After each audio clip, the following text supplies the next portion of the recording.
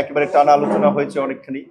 সেই আলোচনাগুলোতে যে সমস্ত মেজর বিষয়ে ঐক্যমত হয়েছে, কিছুটা নোট অফ ডিসেন্ট নিয়ে আমরা আজকে অনেকগুলো দলই এই যে আলোচনা, দীর্ঘ আলোচনা হলো, এবং আপনারা লক্ষ্য করেছেন আমাদের মতো দল বা অনেক দলই অন্যান্য কাজকর্ম কার্যত বাদ দিয়ে এই সংস্কার কমিশনের এখানে সময় দিয়েছে দেশ এবং জাতির জন্য একটা নতুন বন্দোবস্ত বা নতুন রাজনৈতিক পরিবেশ তৈরি করার জন্য।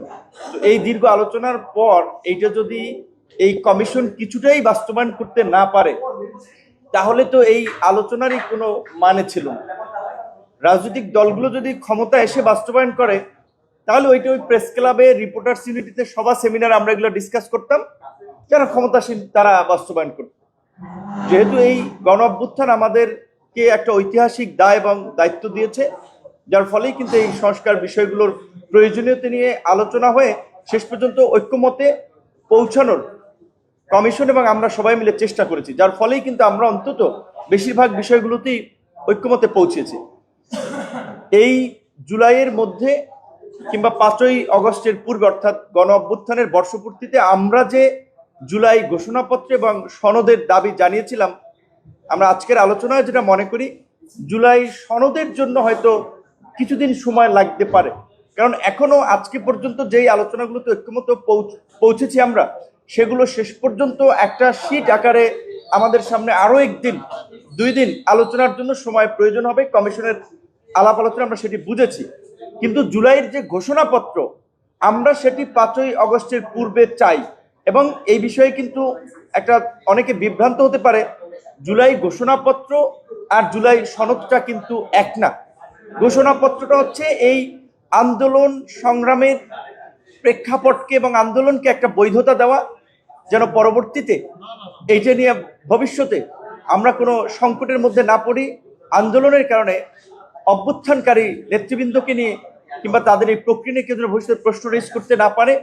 সনদ হচ্ছে কতগুলো মৌলিক বিষয়, রাষ্ট্র সংস্কার, প্রয়োজনীয় সংস্কার, যেটার মধ্যে দিয়ে আমরা একটা নতুন রাজনীতি এবং নতুন বন্দোবস্তে পৌঁছবো।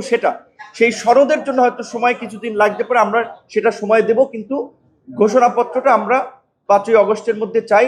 আমরা আজকে ঐক্যমত্য কমিশনের মাধ্যমেও সরকার প্রধানকে আমরা জানিয়েছি, যেহেতু এই কমিটির সভাপতি বা চেয়ারম্যান হচ্ছেন প্রধান উপদেষ্টা, সুতরাং ঐক্যমত্য কমিশন প্রধান উপদেষ্টার সাথে আলোচনা করে এই ঘোষণাপত্র এবং সনদের বিষয়ে আমাদের উদ্বেগগুলো, আমাদের শেয়ারিংটা তার কাছে পৌঁছে দিবে। এবং শেষ আলোচনাটা আমরা প্রধান উপদেষ্টার সাথে করতে চাই, যেখানে আমরা পরিষ্কারভাবে এই আলোচনার এবং ঐক্যমতের বিষয়ের ন্যূনতম একটা আইনি ভিত্তি দেওয়ার আমরা জোরালো দাবি জানিয়েছি। যদি আইনি ভিত্তি না দেওয়া হয়, তাহলে কিন্তু বাংলাদেশের নতুন রাজনৈতিক সংকট তৈরি হবে। আমরা এটা বলে রাখলাম দেশবাসীকে, এইটার আইনি ভিত্তির জন্য পরে আন্দোলনে কিন্তু নামতে হবে। সুতরাং আইনি ভিত্তি একটা যেতেই হবে, সেটা যে প্রক্রিয়ায় দেখ, সেটার জন্য একটা রাজনৈতিক ঐক্যমত্য প্রয়োজন আছে। সেই জন্য আমরা বলেছি, অন্তত এই কমিটির সভাপতি হিসেবে প্রধান উপদেষ্টা যেন সর্বশেষ বৈঠকে উপস্থিত থেকে এটা একটা আইনি ভিত্তির বিষয়ে তিনি পরিষ্কারভাবে নির্দেশনা দেন। অন্যথায় যে নির্বাচন নিয়ে আপনাদের শঙ্কা, আমাদের শঙ্কা, সেই শঙ্কা কিন্তু আরো ঘনীভূত হবে এবং দেশ অবশ্যই এর একটা আইনি ভিত্তি না দেওয়া হলে অস্থিতিশীল হতে পারে। সেক্ষেত্রে আমরা যারা নির্বাচন চাই, নির্বাচনের মাধ্যমে দ্রুত সংকটের নিরসন চাই, তাদেরকে আইনি ভিত্তির বিষয়ে একমত হওয়ার আহ্বান জানিয়ে আজকের এই জাতীয় ঐক্যমত্য কমিশনের এই জুলাইয়ের সর্বশেষ বৈঠকে আবারও সাংবাদিক, ঐক্যমত্য কমিশন এবং অংশগ্রহণকারী সকল রাজনৈতিক দলকে ধন্যবাদ এবং কৃতজ্ঞতা জানিয়ে আমরা শেষ করছি।